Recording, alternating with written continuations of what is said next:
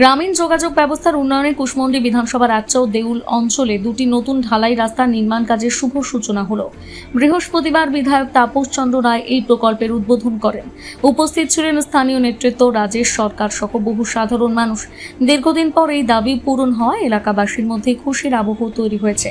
উদ্বোধন শেষে বিধায়ক তাপস চন্দ্র রায় বলেন, উন্নত যোগাযোগ ব্যবস্থাই এলাকার সামগ্রিক উন্নয়নের প্রধান ভিত্তি।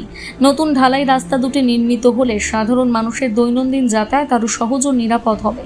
পাশাপাশি শিক্ষা, স্বাস্থ্য ও স্থানীয় ব্যবসা বাণিজ্যের ক্ষেত্রে ইতিবাচক প্রভাব পড়বে। বন্দে মাতরম, ভারত মাতা কি জয়। আজকে দুটি রাস্তা নিয়ে কুশমন্ডি ব্লকের অন্তর্গত আকচা অঞ্চল এবং দেউল অঞ্চলে, একটি হচ্ছে যোগসুদাম বুথের পিছলাপুকুরে এলাকাতে এবং একটি হচ্ছে আমাদের দেউল অঞ্চলের নাভোর এলাকাতে দুটি রাস্তার শুভ উদ্বোধন হলো।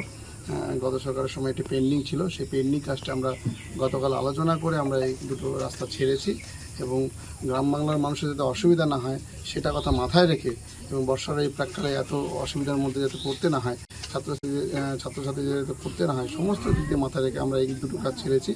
আশা করি এই কাজটি খুব তাড়াতাড়ি সমাপ্ত হবে এবং গ্রাম বাংলার মানুষের সুবিধা হবে। এটুকুই বলার ছিল। আজকে খুব ভালো লাগছে এই দুটো রাস্তা উদ্বোধন করতে পেরে। নমস্কার, বন্দে মাতরম, ভারত মাতা জয়। বর্ষাকালে যাতায়াতের দুর্ভোগ থেকে মুক্তি পেতে বাসিন্দারা দ্রুত কাজ শেষ করার দাবি জানিয়েছেন। কুশমন্ডি থেকে দিলদার আলীর প্রতিবেদন, নিউজ টুডে।